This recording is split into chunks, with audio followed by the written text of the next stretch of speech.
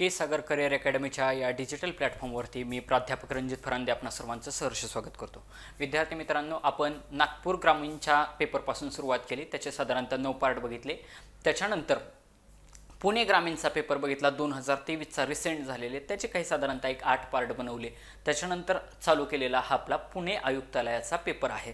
हा पुणे आयुक्तालयाचा पेपर घेण्याच्या पाठीमागचा उद्देश एवढाच की ज्यावेळेस तुम्ही शहरामध्ये सिटीमध्ये फॉर्म भरता, विशेषतः आयुक्तालयामध्ये भरता, त्यातल्या त्यात पुण्यासारख्या ठिकाणी भरता, तर त्यावेळी त्या पेपरला काठिण्य पातळी कशी आहे की एक मुलांमध्ये गैरसमज असतो की पोलीस भरतीला प्रश्न फक्त वरवरचेच विचारले जातात, तर तो त्यांचा जो भ्रम आहे तो कशा पद्धतीने हा पेपर बघितल्यानंतर दूर होतो, हाच उद्देश हा पेपर घेण्याच्या पाठीमागचा आहे। तर विद्यार्थी मित्रांनो, आपण साधारणतः 5-6 पार्ट त्याचे बघितले नाही। आता नेक्स्ट पार्टला आपण सुरुवात करणार आहे। पुणे शहर आयुक्तालयाचा हा पेपर आहे आणि मग ह्या पेपरच्या मध्ये आपली एक थोडंसं प्रमोशनचा पार्ट असा की आपलं पोलीस कॉन्स्टेबल 2023 मधील सर्वच्या सर्व प्रश्नपत्रिकांचं उत्तरे आणि स्पष्टीकरणासह असलेले अतिशय प्रसिद्ध असं पुस्तक आहे की ज्याच्यामध्ये 38 प्रश्नपत्रिका ह्या जिल्हा ग्रामीण व शहरच्या आहेत, 28 प्रश्नपत्रिका चालकच्या आहेत, 12 प्रश्नपत्रिका ह्या SRPFच्या आहेत। चालू घडामोडींसह स्पष्टीकरण या बुकमध्ये दिलेले आहेत आणि याच बुकमधली एक PDF घेऊन मी तुम्ही बघितले असत की मी PDF घेऊन त्याच्यात ह्या बुकमधलीच PDF हे किती चांगल्या पद्धतीने त्याच्यामध्ये स्पष्टीकरण दिलेलं आहे, या पद्धतीने आपण पुढे चाललेलो आहोत।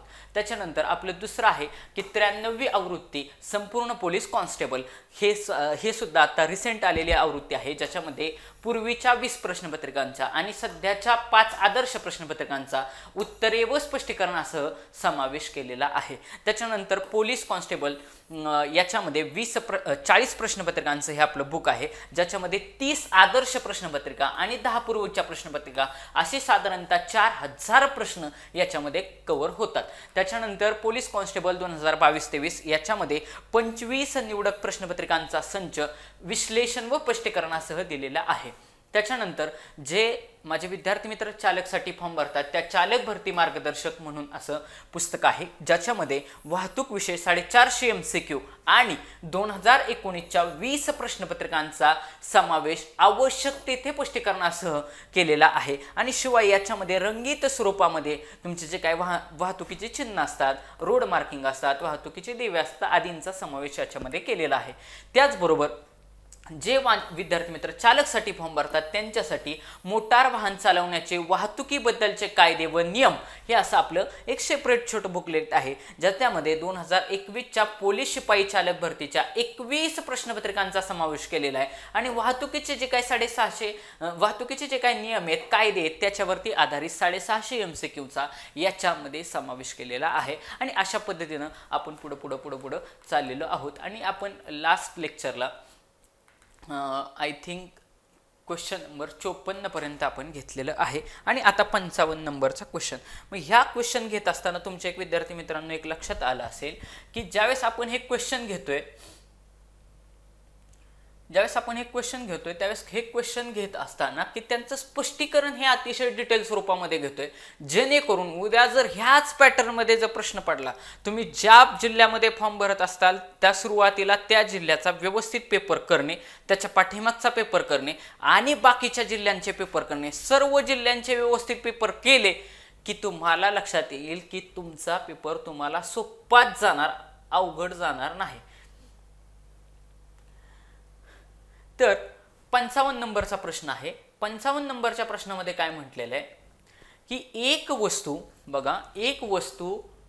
2000 रुपयांना विकल्यामुळे, बघा म्हणजे हे 2000 रुपये काय दिलेत हितच कळलं, हळूहळू वाचायचं। ज्यावेळेस प्रॉब्लेम मोठा दिला जातो त्यावेळेस त्याला तोडत वाचायचं, जेणेकरून आपल्याला लगेच कळतं काय दिले। 2000 रुपयांची वस्तू एक वस्तू 2000 रुपयांना विकल्यामुळे म्हणजे 2000 रुपये काय झाली, विक्री किंमत झाली, 20% तोटा झाला। काय झाला, तोटा झाला, म्हणजे 100% खरेदी किंमत माझी ह्या 2000 रुपयापेक्षा कशी असेल हो, जास्त असेल, कारण सरळ सरळ मला तोटा झालाय ना, खरेदी किंमत माझी जास्त आहे पण विकताना मी कमी किमतीला विकली म्हणूनच तोटा झालाय. मग आपला ह्याच्या अगोदर मी एक पाठीमागचे व्हिडिओ काढून बघा, त्याच्यामध्ये मी विक्रीचा खरेदीचा एक फॉर्म्युला सांगितलाय, त्या फॉर्म्युल्यानं आपल्याला इथं खरेदी किंमत 100% निघू शकते. बर, पुढे बघू आपण काय विचारले.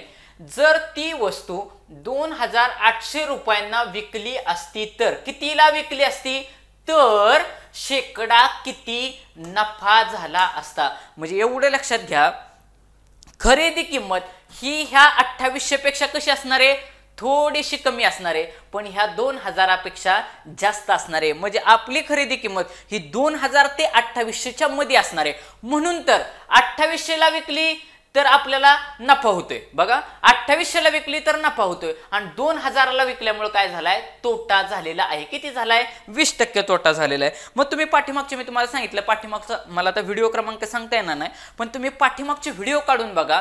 100% तो व्हिडिओ ज्याने बघितलाय त्याला पाहता क्षणी हा प्रॉब्लेम सुटेल, कारण त्याच्यामध्ये विक्री किंमत कशी काढायची, खरेदी किंमत कशी काढायची हे मी सांगितलंय. मग त्याच्यामध्ये एक मी फॉर्म्युला सांगितला होता की तो फॉर्म्युला असा होता की विक्री किंमत म्हणजे विक्री किंमत बरोबर खरेदी किंमत गुणुले छेदामध्ये 100 लिहायचं आणि वरती शेकडा नफा किंवा शेकडा तोटा. म्हणजे 100 अधिक, बघा 100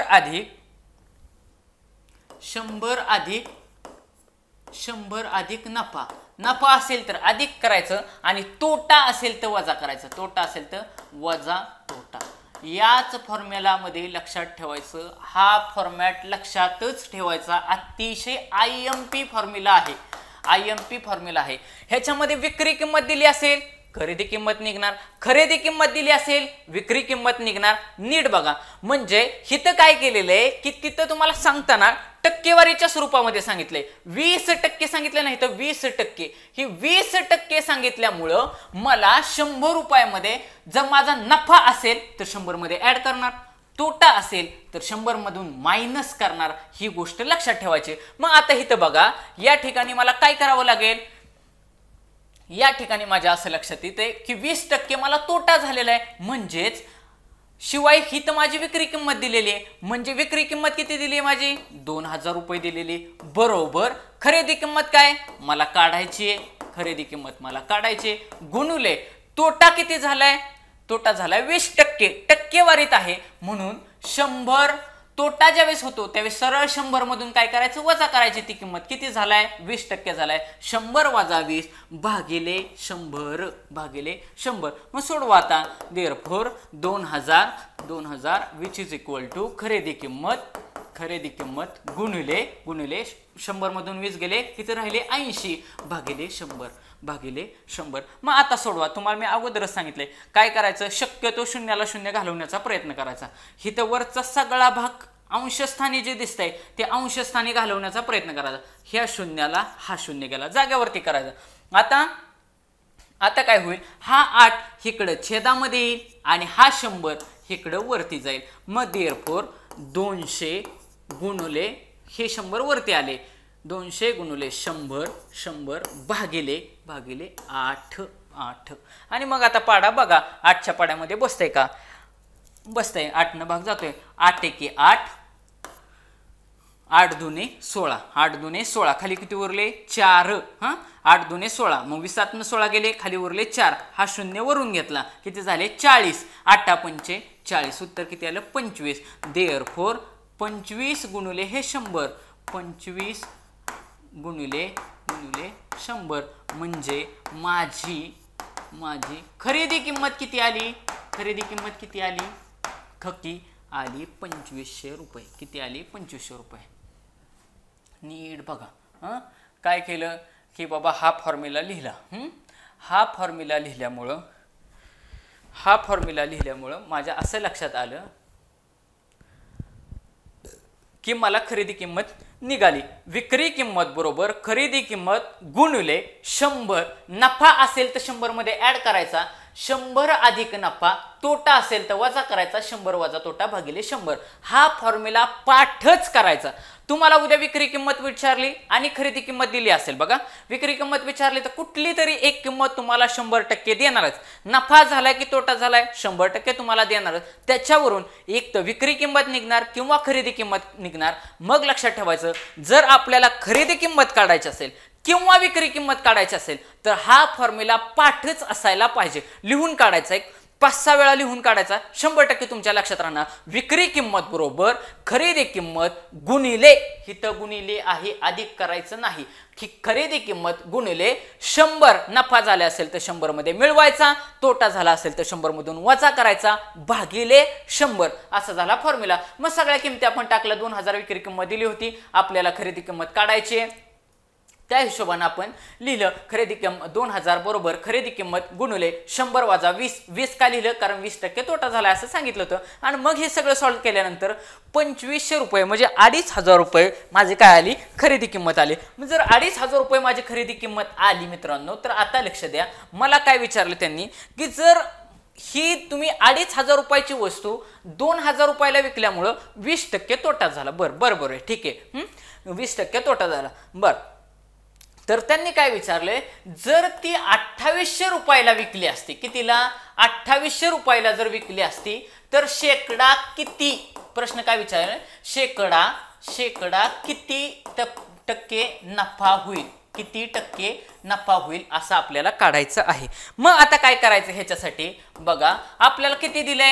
2800 रुपये दिले. किती दिले? 2800 रुपये. आपली खरेदी किती किंमत आली? 2500 रुपये. वजा 2500 करायचं. बघा वजा 2500 करायचं म्हणजे नफा किती झाला आपला? 2800ला जर विकली असती तर खरेदी किंमत आहे माझी 2500 रुपये. 2800ला विकली असती तर खरेदी किंमत आहे 2500 रुपये. या 2800 मधून 2500 जर वजा केले तर किती रुपये राहतात?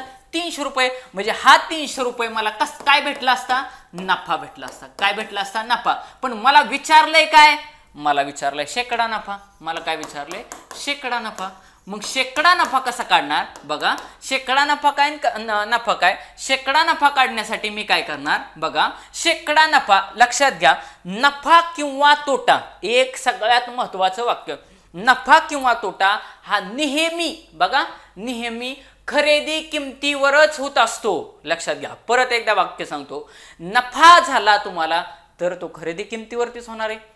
तोटा झाला तुम्हाला तरी तो कशावरती होणार आहे? खरेदी किमतीवरतीच होणार आहे. म्हणजे नफा किंवा तोटा तुम्हाला 100% कशावरती होणार आहे? खरेदी किमतीवरती होणार आहे. म्हणून काय करायचं? छेदामध्ये खरेदी किंमत लिहून टाकायची. खरेदी किंमत किती आहे? 2500. खरेदी किंमत किती आहे? 2500. मग आता नफा किती झालाय? हा 300 रुपये. 300 रुपये गुणिले शेकडा नफा विचारला ना आपल्याला काढायचा, शेकडा नफा काढायचा आहे म्हणजे गुणिले 100. गुणिले 100 केलं की जे काय माझं उत्तर येणार आहे ते कशामध्ये येणार आहे? टक्केवारीमध्ये येणार आहे. टक्केवारी म्हणजेच काय असतं? शेकडा. म्हणजेच काय असतं? शेकडा असतं. टक्केवारी म्हणजेच काय असतं? शेकडा असतं. परत एकदा सांगतो, हे मांडलं कसं? त्यांनी मला काय सांगितलंय प्रॉब्लेम मध्ये की 2800 रुपयांना जर ती वस्तू विकली असती तर मला किती नफा झाला असता. आपल्याला एवढं तर कळलं ह्या फॉर्म्युल्यावरून. बघा या फॉर्म्युल्यावरून मी काय काढलं? खरेदी किंमत काढली. या फॉर्म्युल्यावरून मी खरेदी किंमत काढली. आता माझ्याकडे 2500 रुपये काय आली? खरेदी किंमत आली. 2500 रुपये खरेदी किंमत आल्यानंतर मला ते काय म्हणतात? 2800 रुपयाला जर विकली तर माझ्या लगेच लक्षात येते 2800 रुपयाला विकली, 2500 रुपयाला खरेदी केली म्हणजे मला किती रुपये वाढले वरचे? 300 रुपये. हा 300 रुपये काय झाला? नफा झाला. तुम्हाला जर नसता नफा विचारला असता तर 300 रुपये आला असता. पण त्यांनी प्रश्न काय विचारलाय की शेकडा नफा किती झालाय. मग शेकडा नफा काढणार कसा? तर लक्षात घ्या, नफा जो काय आलाय तो नफा इथं मांडला मी. इथं हे मांडलेली किंमत काय आहे? नफा भागिले काय असणार आहे? खरेदी किंमत. ज्याला फॉर्म्युल्यात पाठ करायचे त्यांनी फॉर्म्युल्यात पाठ करा. नफा भागिले खरेदी किंमत गुणिले 100. ह्यानी काय भेटणार आहे तुम्हाला? शेकडा नफा भेटणार आहे. परंतु मी काय फॉर्म्युले वगैरे मांडत नाही. माझ्या एवढं लक्षात असतंय. मी तुम्हाला गोल्डन वाक्य काय सांगितलं? गोल्डन वाक्य हे लक्षात ठेवायचं की जो नफा होतो किंवा तोटा होतो, शेकडा नफा हो किंवा शेकडा तोटा हो, काही हो, नसता नफा, शेकडा नफा, तोटा, शेकडा तोटा, एवढं सगळं कशावरती होत असतं? फक्त आणि फक्त खरेदी किमतीवरतीच होत असतं, त्यामुळं छेदामध्ये मी काय घेणार, खरेदी किंमतच घेणार. म्हणून मी 2,500 रुपये खरेदी किंमत कुठे घेतली, छेदात घेतली. कुठे घेतली, छेदात घेतली. आता नीट आहे का, वरती काय म्हटलं, नफा म्हटला, नफा फक्त झालेला नफा म्हटला. 2800 मधून 2500 वजा केलं तर मला नफा भेटला. मग नफा भागिले 2,500 गुणिले 100 केलं. मग आता करा कॅल्क्युलेशन. ह्या शून्याला शून्य गेले, शून्याला शून्य गेले. 25 एके 25, 25 चौक 100. 25च्या पाड्या 100 आहेत ना. 25 एके 25, 25 चौक 100. म्हणजेच काय होईल, बरोबर 3 गुणुले, इथं फक्त 3 राहिले ना, इथं फक्त 3 राहिले आणि इथले 4. 3 गुणुले 4 बरोबर 12%. उत्तर माझं काय येईल, शेकडा नफा या ठिकाणी मला काय होईल, 12% होईल. कळलं. हे बाकी कॅल्क्युलेशनचा पार्ट आहे. आणि मग लक्षात घ्या तुम्ही विद्यार्थी मित्रांनो, 12% या प्रश्नाचं काय राहील, उत्तर राहील. 12% या प्रश्नाचं उत्तर राहील. आणि मग तुम्ही ह्या पद्धतीनं जर सोडवलं तर तुम्हाला नफा तोट्याचा कुठलाच प्रश्न अडणार नाही. मी फॉर्म्युल्यामध्ये जाण्याचा प्रयत्न जास्तीत जास्त करत नाही, का की वरच्यावरती तुम्हाला सांगण्याचा प्रयत्न करतो. का फॉर्म्युले सांगितले की मग तिथं 11th आवरला काय असं प्रेशर खाली तुम्हाला पेपर द्यायचा आहे. पेपरच्या ठिकाणी तुम्हाला 2-3 प्रश्न जर आले नाहीत तर तुम्हाला प्रेशर येतं. लक्षात घ्या, आपलं मेरिट हे 2-3 प्रश्नावरून ठरत नाही. नेहमी स्वतःला शांत ठेवण्याचा प्रयत्न करायचा, उत्तर काढण्याचाच प्रयत्न करायचा. ते 1.5 तास आपल्या आयुष्यात परत येत नसतात. त्याच्यामुळे त्या 1.5 तासाकडे तेवढ्या जास्त ताकदीनं बघायचं. पुढचा प्रश्न की 55 नंबरचा प्रश्न झाला. आता 56 नंबरचा प्रश्न.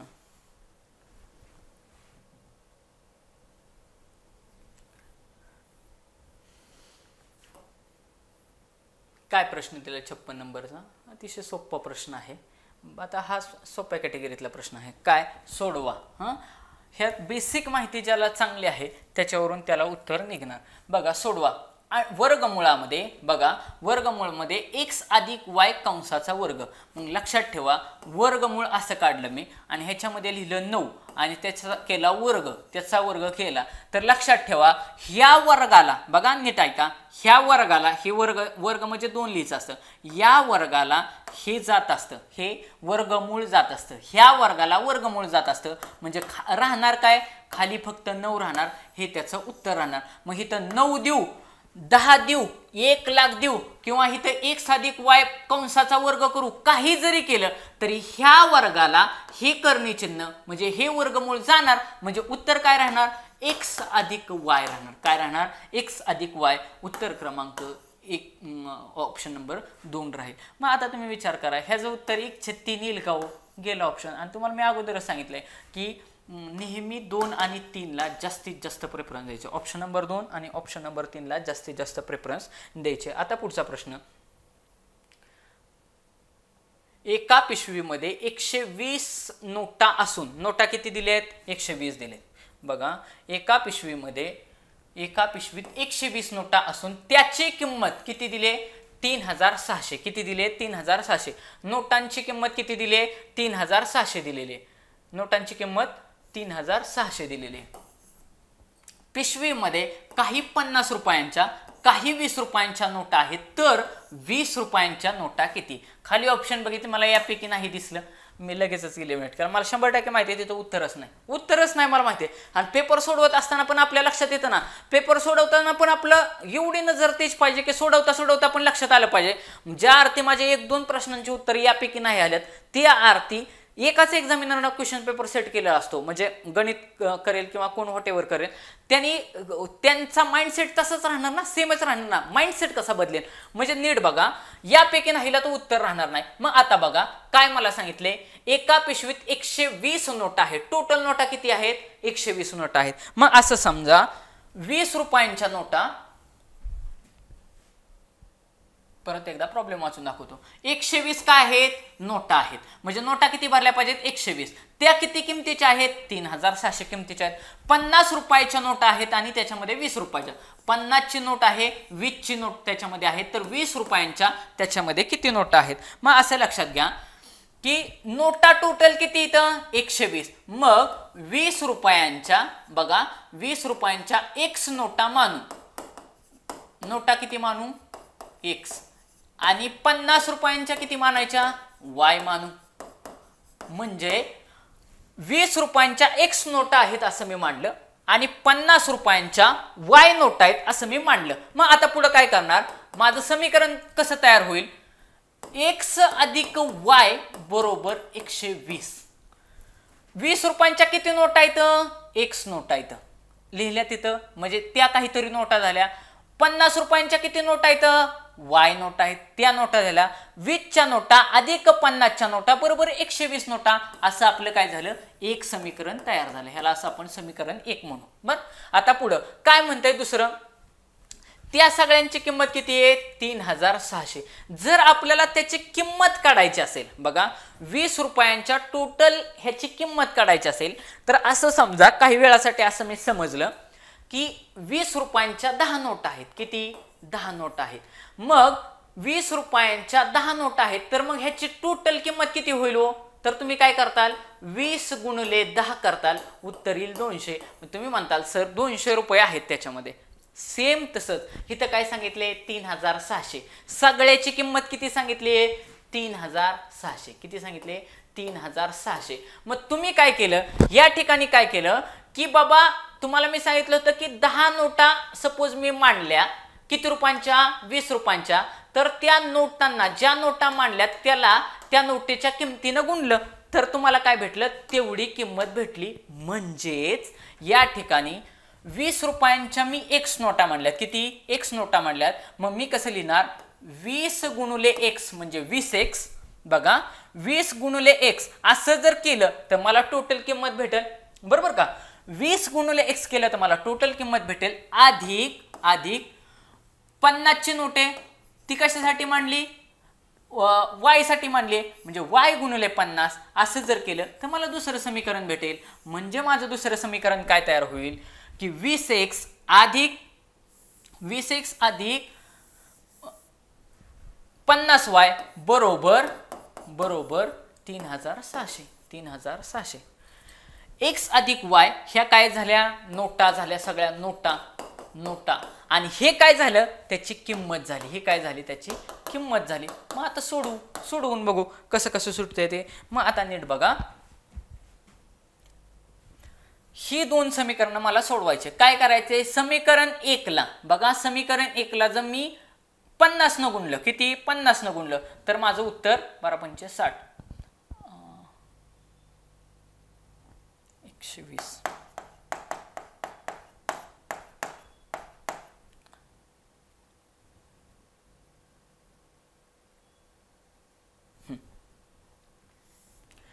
मला कशाच्या किमती विचारल्यात 20च्या नोटा विचारल्यात. मग मी काय करेल समीकरण 1 ला, बघा समीकरण 1 ला 50 न गुणेल, 50 ने गुणू.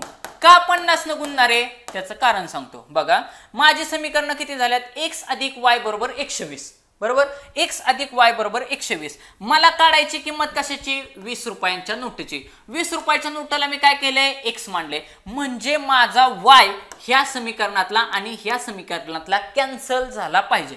बघा या समीकरणातला आणि ह्या समीकरणातला कॅन्सल झाला पाहिजे वजाबाकीनं. मग इथं तर मला 50y दिसतोय, मग 50y वजा 50y केलं तर उत्तर 0 येईल, म्हणजे माझा y समीकरणातनं जाईल.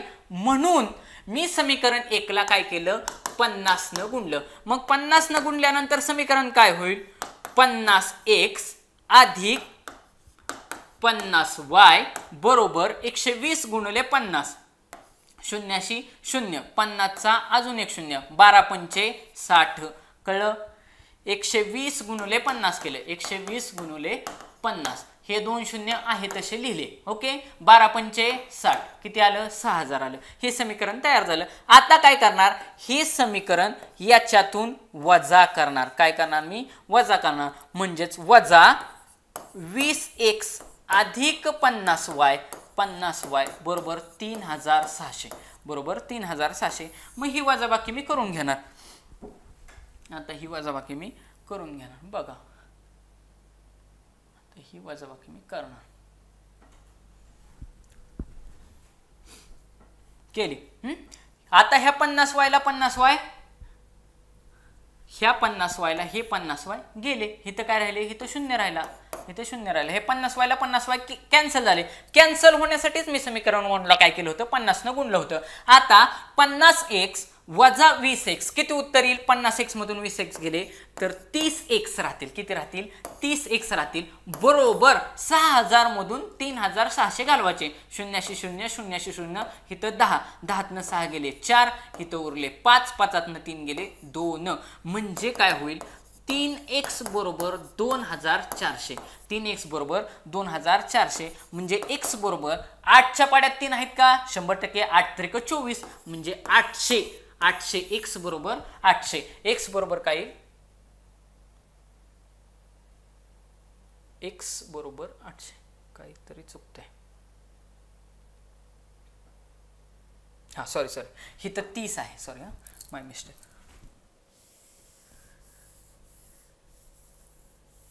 सॉरी.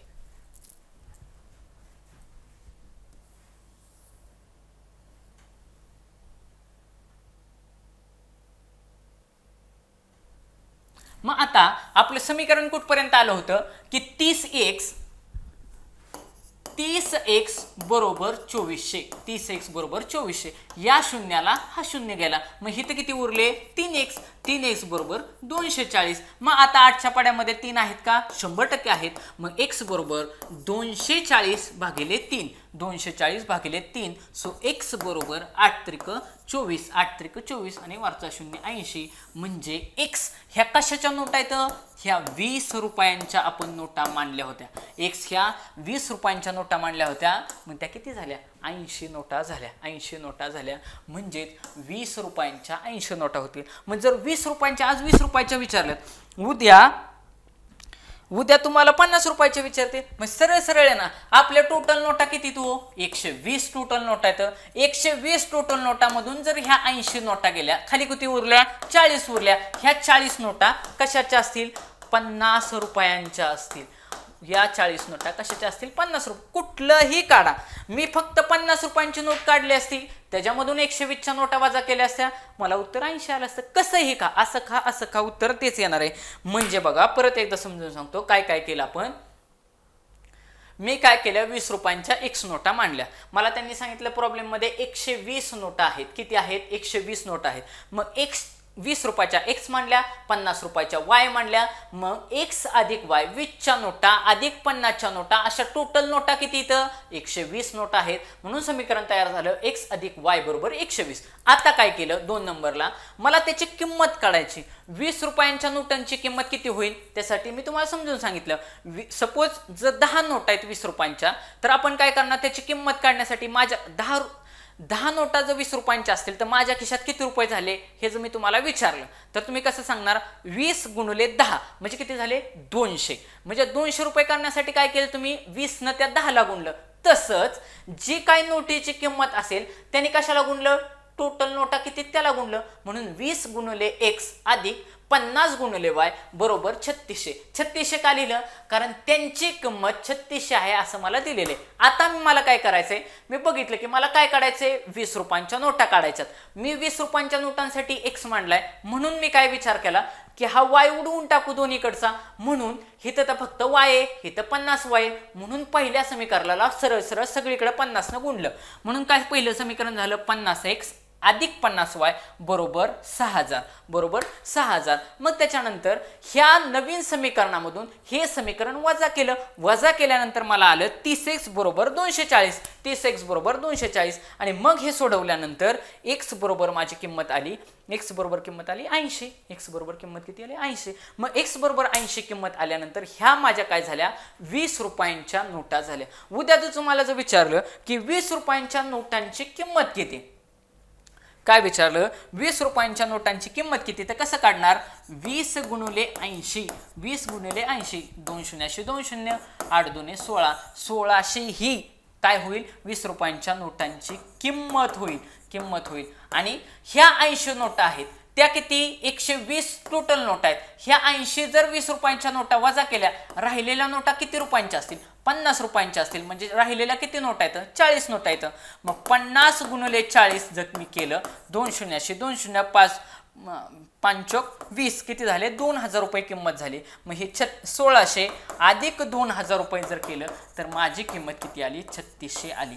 उद्या तुम्हाला प्रॉब्लेम जर ह्या टाईपमध्ये विचारला तर ह्याच्या बाहेर प्रश्नच जाणार नाही. जास्तीत जास्त तुम्हाला विचारते 20 रुपयांच्या नोटांची किंमत किती, 50 रुपयांच्या नोटांची किंमत किती, 50 रुपयाच्या नोटा किती, 20 रुपयाच्या नोटा किती, याच्या पलीकडे हा प्रॉब्लेम जाणार नाही.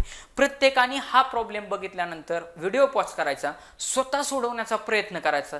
जरी चुकला तरी व्हिडिओ परत चालू करायचा, परत एकदा मी कसा सोडवतो तो व्यवस्थित बघायचं. तुमचा प्रॉब्लेम पाठच होणार, तुमच्या लक्षातच राहणार आणि लक्षात ठेवण्याचा प्रयत्न करायचा, शांत डोक्याने आठवण्याचा प्रयत्न करायचा. तुम्हाला 100% प्रॉब्लेम सुटणार. पुढचा प्रश्न आहे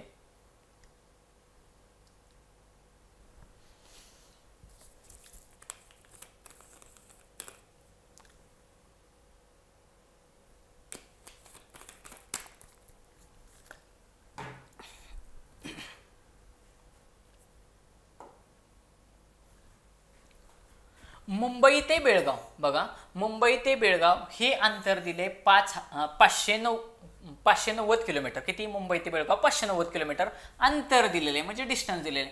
एकाच वेळी 7 वाजता परस्पर विरोधी निघाल्या एसटी गाड्या म्हणजे सकाळचे. इकडून एक परस्पर विरोधी निघाली म्हणजे काय, मुंबई टू बेळगाव असं समजा. मुंबई हित आहे, बेळगाव हित आहे. ह्या परस्पर विरोधी निघाल्या म्हणजे ही इकडं निघणार, ही इकडं निघणार. परस्पर विरोधी म्हणजे ही इकडं चालली, ही इकडं चालली, म्हणजे विरोध झाला का नाही. म्हणजे असं नाही समजायचं ही इकडं चालली आणि ही इकडं चालली, ह्याला विरोधी नाही.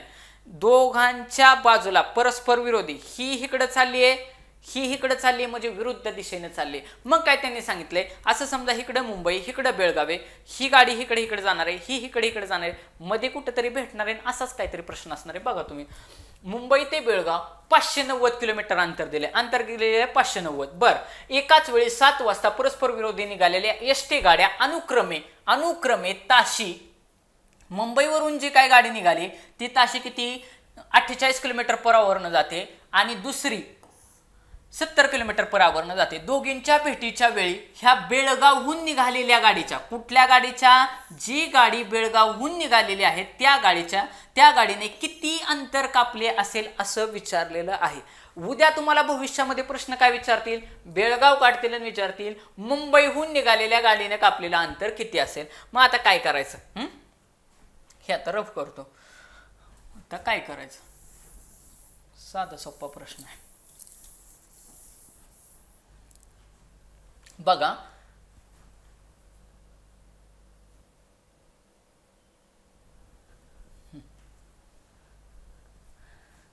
मुंबई ते बेळगाव किती अंतर दिले, असं समजा इथं मुंबई, इथं बेळगाव आहे, हे काय आहे मुंबई, हे काय आहे मुंबई, इथं काय आहे बेळगाव आहे.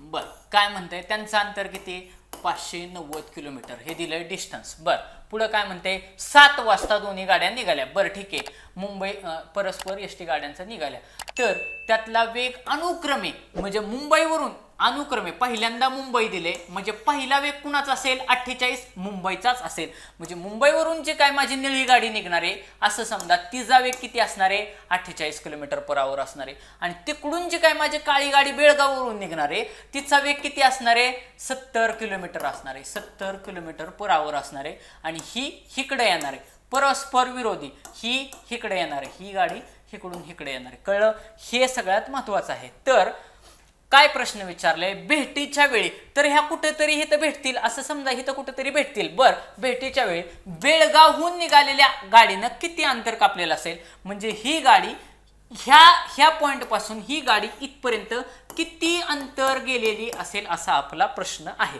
प्रश्न समजला, आता नीट बघा सोडवायचं कसं. तर आपला एक फॉर्म्युला लक्षातच ठेवायचा, त्या फॉर्म्युल्याने लय पटकन उत्तर निघतं. हा फॉर्म्युला लक्षातच ठेवायचा, सोपा फॉर्म्युला आहे. बघा काय फॉर्म्युला आहे की भेटीसाठी लागणारा वेळ म्हणजे त्या दोन गाड्या एकमेकांना, म्हणजे ही निळी गाडी ह्या हिथं बरोबर पोहोचायला, हिथं पोहोचल्यानंतर त्यांची भेट होणार. ही निळी गाडी ही काळी गाडी आली ती बेळगाववरून, निळी गाडी आली ती मुंबईवरून. मग लक्षात ठेवा, हा भेटीसाठी लागणारा वेळ बरोबर ह्या दोघांमधलं असणारं अंतर किती दिलंय? 590. त्याला काय करायचं? वरती लिहायचं अंशामध्ये. अंतर भागिले काय? दोन्ही वेगांची बेरीज. काय करायची? दोन्ही वेगांची बेरीज. ही गाडी हिकडून अशी येते, ही गाडी हिकडून अशी येते, ही गाडी हिकडून अशी येते. म्हणजे दोघांमधलं अंतर कमी कमी होत चालले ना. एवढं जर अंतर असेल, ही गाडी इकडे येत असेल, ही गाडी इकडे येत असेल, तर दोघांमधलं अंतर हळूहळू कमी कमी होत चालेल. बघा, ह्या दोन गाड्या अशा जवळ येत असताना हळूहळू अंतर कमी कमी होत चालेल.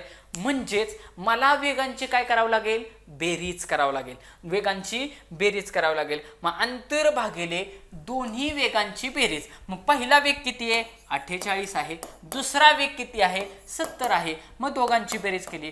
590 भागिले 48 अधिक 70 किती उत्तर येते? 118.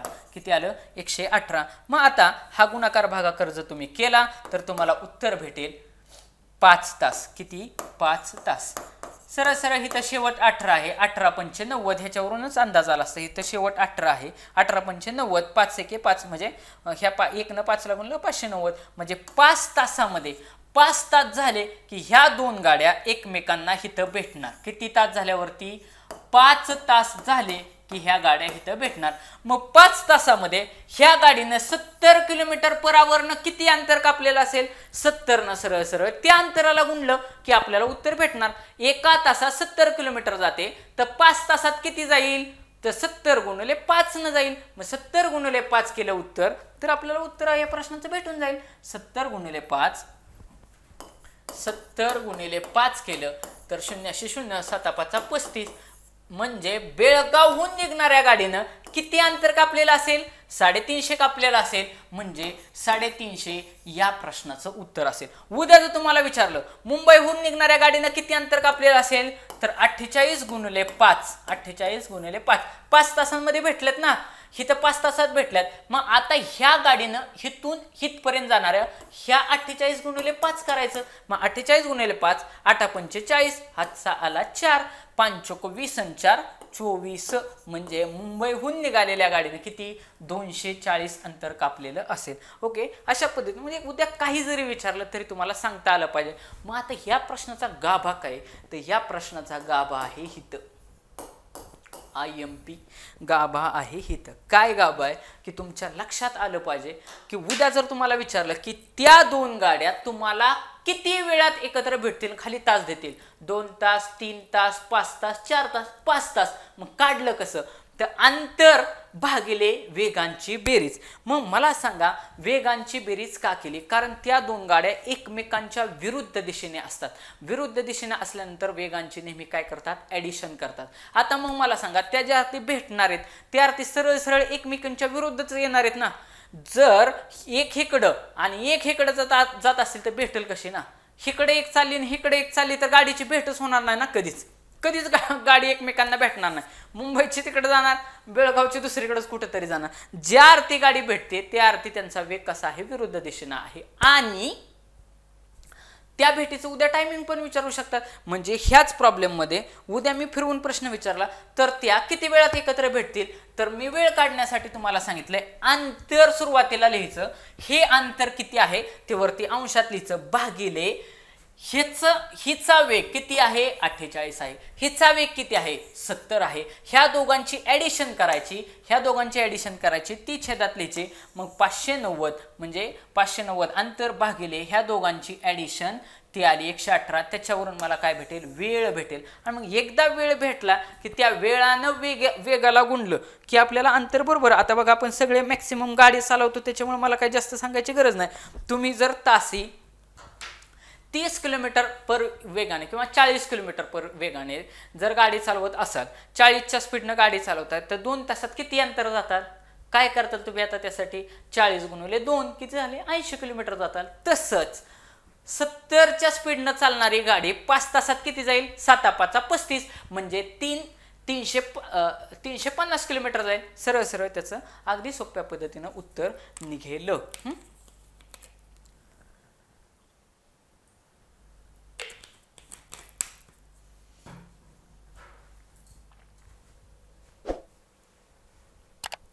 आता पुढचा प्रश्न 58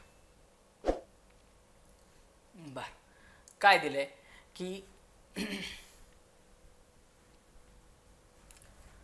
रेल्वेचं ट्रेनचं गणित दिलंय, सोपं दिलेलं आहे. ताशी 60 किलोमीटर वेगाने जाणारी 120 लांबीची आगगाडी, आगगाडीची लांबी किती, ताशी 60 किलोमीटर म्हणजे आगगाडीचा वेग दिलाय. 60 किलोमीटर वेगाने जाणारी आगगाडी किती लांबीचे, 220 किलोमीटर म्हणजे आगगाडीची लांबी दिली 220 किलोमीटर. एक पूल 36 सेकंदात ओलांडते. किती सेकंदात ओलांडते, 36 सेकंदात ओलांडते. तर त्या पुलाची लांबी काढा. काय मला काढायला विचारले, पुलाची लांबी काढायला विचारलेलं आहे. मग आता बघा तिथंच सांगतो म्हणजे लक्षात येईल. इथं मगाच्या प्रॉब्लेममध्ये मी तुम्हाला सांगायचं राहिलो की आपलं नेहमीचं लॉजिक, नाही तर तुम्ही म्हणताल सरांनी सांगितलंच नाही. नेहमीचंच लॉजिक काय की बाबा छोटा ऑप्शन आणि मोठा ऑप्शन उत्तर असणार नाही. ह्या दोन पर्यायामध्ये उत्तर असेल. ओके. मग आता ह्या ट्रेनचा प्रॉब्लेम काय, ट्रेनच्या प्रॉब्लेममध्ये मी इथंच प्रॉब्लेम सांगतो जेणेकरून वेळ थोडा वाचेल. आता मला जो वेळ दिलेला आहे बघा, मला जो वेळ दिलेला आहे त्या वेळेचा विचार करता मला काय सांगितले की 60 मीटर आहे. ओके. वेग किती आहे, 60 किलोमीटर दिले. बघा 60 काय दिले, किलोमीटर. आगगाडी जी आहे ही 60 किलोमीटर पर आवर या वेगाने जाते. त्याचं मला रूपांतर कशामध्ये करायचंय, मीटर पर सेकंद मध्ये करायचं आहे. जर मला रूपांतर मीटर पर सेकंद मध्ये करायचं असेल तर मी काय करतो, 5/18 न गुणतो. 5/18 न गुणतो. मग 60 ला 5/18 न गुणलं तर ते काय माझं येईल, मीटर पर सेकंद येईल. कशामध्ये येईल, मीटर पर सेकंद येईल. बर, मग आपल्याला माहिती आहे डिश टीव्हीचा formula, dish TV which is equal to, बघा dish TV which is equal to, D म्हणजे काय आहे, डिस्टन्स आहे. डिस्टन्स. मग हे डिस्टन्स म्हणजे काय असणार आहे, पुलाची लांबी आपल्याला टोटल डिस्टन्स निघणार आहे. डिस्टन्स बरोबर टाइम किती दिलाय, 36 सेकंद दिलाय. किती दिलाय, 36 सेकंद दिलाय. गुणुले वेग किती आहे, हा आहे वेग. हा काय आहे, वेग किती काढायचा आहे, 60 गुणुले, बघा 60 गुणुले 5/18, 60 गुणुले 5/18. अशा पद्धतीनं हे फक्त इथं फिरवून असं मांडलेलं आहे ह्या स्वरूपामध्ये. मग हे जर सोडवलं तर तुम्हाला सगळी उत्तरं भेटून जातील. 18 दुने 36, 18 दुने 36 आणि मग हे सगळ्यांचा गुणाकार केला 16×25, 18 × 18, 18 दुने 36. ह्याचा गुणाकार करायचा, हे 60 गुणुले 2 गुणिले 5 किती झाले, 10. म्हणजे डिस्टन्स किती येईल माझं, 600 येईल. डिस्टन्स किती येईल, 600 येईल. मग हे डिस्टन्स टोटल डिस्टन्स आलं. त्याच्यामधून ह्या टोटल डिस्टन्स मधून जर मी आगगाडीची लांबी वजा केली तर मला सरळ सरळ पुलाची लांबी भेटेल. बघा या डिस्टन्स मधून जर मी आगगाडीची लांबी वजा केली तर मला सरळ सरळ काय भेटेल, पुलाची लांबी भेटेल. म्हणजे पुलाची लांबी, बघा पुलाची लांबी बरोबर टोटल डिस्टन्स किती आलं माझं, 600 वजा आगगाडीची लांबी, आगगाडीची लांबी. मग 600 वजा आगगाडीची लांबी किती आहे माझी, 220. आगगाडीची लांबी माझी 220. ते 220 जर वजा केले तर उत्तर काय राहील, 0 उत्तर राहील माझं 380. किती येईल, 380. म्हणजेच या प्रश्नाचं उत्तर राहील 380 किलोमीटर. किती, 380 किलोमीटर. 380 किलोमीटर म्हणजे ऑप्शन नंबर 1, 380 किलोमीटर. आणि तुम्हाला मी अगोदर सांगितले छोटा पर्याय मोठा पर्याय उत्तर असणार नाही. आणि त्या पद्धतीने तुम्ही मांडलं की तुम्हाला 100% उत्तर भेटेल. परत एकदा प्रॉब्लेम तुम्हाला नीट सांगतो. आगगाडीचा वेग किती आहे, मला एवढं कळतंय की ह्या ठिकाणी मला वेग दिलाय, ताशी 60 किलोमीटर दिले. हा माझा काय दिलाय, वेग दिलाय. हा वेग आहे माझा. जर हा वेग असेल 60 किलोमीटर या वेगाने जाणारी गाडी, तिची लांबी दिली आगगाडीची लांबी जर मी डिस्टन्स मधून जर वजा केली, आता माझं टोटल डिस्टन्स काय होईल बघा. म्हणजे नेहमी टोटल डिस्टन्स हे असं होतं, असं अंतर बरोबर म्हणजे पूर्ण अंतर बरोबर पुलाची लांबी पुलाची लांबी अधिक आगगाडीची लांबी अधिक आगगाडीची लांबी असं टोटल अंतर होणार ना. मग मी सुरुवातीला काय करणार, टोटल अंतर करणार. अंतर काढण्यासाठी मला फॉर्म्युला आहे, अंतर बरोबर डिश टीव्ही, डिस्टन्स डी म्हणजे अंतर, टीव्ही डिश टीव्ही डी म्हणजे अंतर, टीव्ही टी म्हणजे असतो टाइम, व्ही म्हणजे व्हेलॉसिटी म्हणजे वेग. अंतर बरोबर वेळ गुणिले वेग. मग आता हा वेळ तर तुम्हाला दिलेला आहे 36 सेकंद दिला होता. वेग किती आहे, 60 किलोमीटर आहे. पण तो किलोमीटर मध्ये दिलाय, मला कशामध्ये पाहिजे, मीटर मध्ये पाहिजे. म्हणून त्याला गुणिले 5/18 केलं. 18 एके 18, 18 दुने 36, 5 दुने 10. ह्या सगळं जर सोडवलं तर डिस्टन्स आलं माझं 600. डिस्टन्स किती आलं माझं 600. हे डिस्टन्स 600 अंतरामधून जर 220 वजा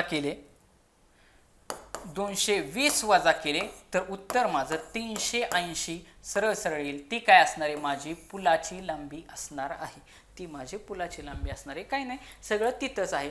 फक्त विषय कुठं आहे की जे तुम्हाला बघा नीट आहे का, जे तुम्हाला हे विचारलंय, वेग दिलाय 60 km/h. नीट लक्षात घ्यायचं, इथं नीट वाचताना बारकावे ठेवायचे. मला इथं मीटरमध्ये दिले ना, 220 माझं मीटरमध्ये लांबी दिले. आणि मग मला सांगा, जर माझी ही मीटरमध्ये लांबी असेल तर हे मला किलोमीटर चालेल का, चालणार नाही.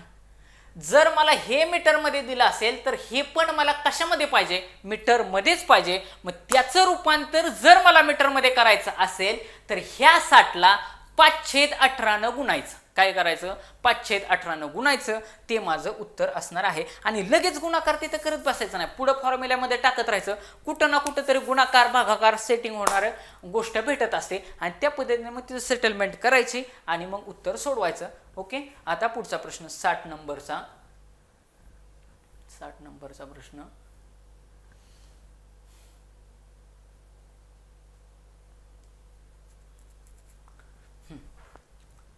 काय म्हणतोय की एका डब्यात काही चॉकलेट आहेत. किती चॉकलेट आहेत माहिती नाही. 12 मुलांना प्रत्येकी सारखे चॉकलेट वाटले तर 8 चॉकलेट शिल्लक उरतात. 12 मुलांना जर सारखे चॉकलेट वाटले, जर 12 मुलांना वाटले तर 8 शिल्लक उरतात. बर, जर 14 मुलांना सारखे चॉकलेट वाटले तर 10 चॉकलेट उरतात. तर त्या डब्यात एकूण किती चॉकलेट आहेत, तर त्या डब्यात एकूण किती चॉकलेट आहेत. ओके, मग आता याचं किती चॉकलेट आहेत हे काय करू, आपण ऑप्शनवरून जाण्याचा प्रयत्न करू. ऑप्शनवरून हे ज्या अर्थी उरतात असं लिहिलंय का नाही, त्या अर्थी ते बाकी राहतात. म्हणजे 100% भागाकाराचा प्रकार आहे. मग ऑप्शनवरून जाण्याचा प्रकार करायचा. ऑप्शनवरून जायचं म्हटलं तर सगळे ऑप्शन चेक केले पाहिजेत. मग तुम्हाला मी अगोदरच सांगितले, सगळे ऑप्शन चेक करत असताना आपली ट्रिक वापरायची. कुठली, छोटा पर्याय मोठ्या पर्यायाचं लगेच चेक करायचं नाही. 20 आणि 84 मी डिलीट केलं. 70 आणि 80 हे तर 84 दिसतंय, म्हणजे 80 उत्तर असण्याचे चान्सेस माझे जास्त आहेत. त्याच्यातल्या त्यात ऑप्शन नंबर 3 ला 80 ठेवले, त्याच्यामुळे मी 80 लाच पहिल्यांदा चेक करेल. दुसरी गोष्ट, 70 हे ऑप्शन नंबर 1 ला आहे, त्यामुळे ऑप्शन नंबर 1 मी सहसा चेक करत नाही. म्हणजे ऑप्शन नंबर 3 पासूनच मी चेक करायला सुरुवात करणार. 80. मग आता मी डब्यातले चॉकलेट किती मांडलेत, 80 मांडलेत. मग आता गुणाकार भागाकार करून बघू. बघा, जर 80 भागिले, पहिलं काय केलंय, 12 मुलांना वाटलेत, 80 भागिले 12 केलं. 80 भागिले 12 केलं. 12 एके 12, 72. मग किती उरले, 8 राहिले की आलं की उत्तर. मग 72, 8 चॉकलेट शिल्लक राहिले, उत्तर झालं. मग 100% 8 त्या डब्यामध्ये 80च चॉकलेट आहेत. आता बघा दुसरा ऑप्शन चेक करू. दुसऱ्यामध्ये काय केलं होतं की 14 मुलांना वाटले होते. किती, 14 मुलांना. मग 80 चॉकलेट आहेत. किती मुलांना वाटल्या, 14. मग प्रत्येकाला किती येईल हे चेक करायचंय. 14 एके 14, 14 पंचे 70, 14 पंचे 70, 80 वजा 70 केलं, उत्तर आलं 10. ह्या 10 काय राहिल्या, चॉकलेट राहिले. इथं दिले ना 10 चॉकलेट राहिल्या. म्हणजे 100% त्या डब्यामध्ये किती चॉकलेट आहे, त्या डब्यामध्ये 10 चॉकलेट आहेत. ओके, तर त्या डब्यामध्ये 10 चॉकलेट आहेत. मग अशा पद्धतीने विद्यार्थी मित्रांनो म्हटलंच तर हा एक प्रॉब्लेम घेऊ आपण 61 नंबरचा. बरं, 61 नंबरचा प्रॉब्लेम काय म्हणतोय प्रॉब्लेम बघा.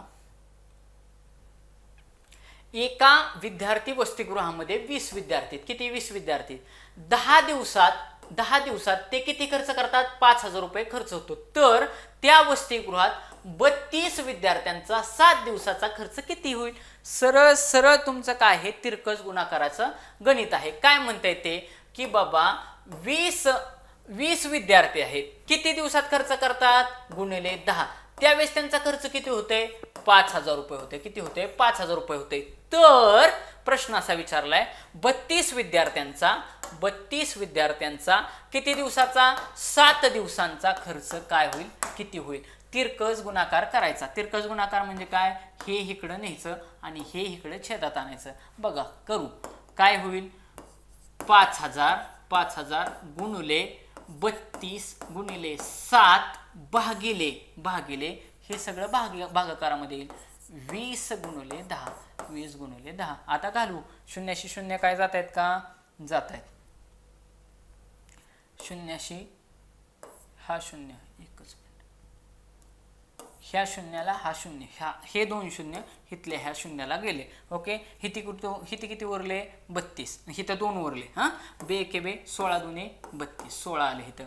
मग आता 50 गुणिले 16 गुणिले 7 हे जर केलं तर ते त्या प्रश्नाचं उत्तर राहील. आपलं उत्तर येईल 5,600. किती येईल, 5,600. आता ही गुणाकार भागाकाराचा विषय आहे, तो काय मी आता करत बसत नाही. तर ते सगळं सोडवल्यानंतर हे बघा आहे तसंच लिहिलेले, हे इथं बघा हे आहे तसंच लिहिलेले, एक्सप्लेनेशनच्या बुकमध्ये दिलेले. फक्त एवढं लक्षात ठेवायचं, हे समीकरण सोडवण्याचा पार्ट दिलेला आहे. म्हणजेच विद्यार्थी मित्रांनो, आता आपण ह्या प्रश्नापर्यंत थांबू. तुम्हाला जर हे व्हिडिओ आवडले तर नक्की लाईक करा, तुमच्या जास्तीत जास्त विद्यार्थी मित्रांपर्यंत शेअर करा, जेणेकरून मला जास्तीत जास्त सगळेच्या सगळे पेपर घेता येतील असं मला वाटलं पाहिजे. त्यामुळं तुम्ही जास्तीत जास्त विद्यार्थ्यापर्यंत हे व्हिडिओ पोहोचवण्याचा प्रयत्न करा. सगळ्यांनी बघा, जिल्हा कुठलाही असो, सगळ्या जिल्ह्याकडे इकडचा पेपर उचलतात, इकडचं 2 गणितं, तिकडचे 2 गणितं, मराठी उचलतात. सगळे पेपर काय करतात, कॉम्बिनेशन विचारले जातात. त्याच्यामुळे हितला जास्त महत्त्वाचा आहे, तिथला जास्त महत्त्वाचा आहे असं तुम्ही म्हणू शकत नाही. तुम्हाला सगळे पेपर करणं मस्ट आहे. ओके, मग तुम्हाला हे व्हिडिओ आवडले तर नक्की लाईक करा, शेअर करा, तुमच्या विद्यार्थी मित्रमैत्रिणींना सांगा. धन्यवाद.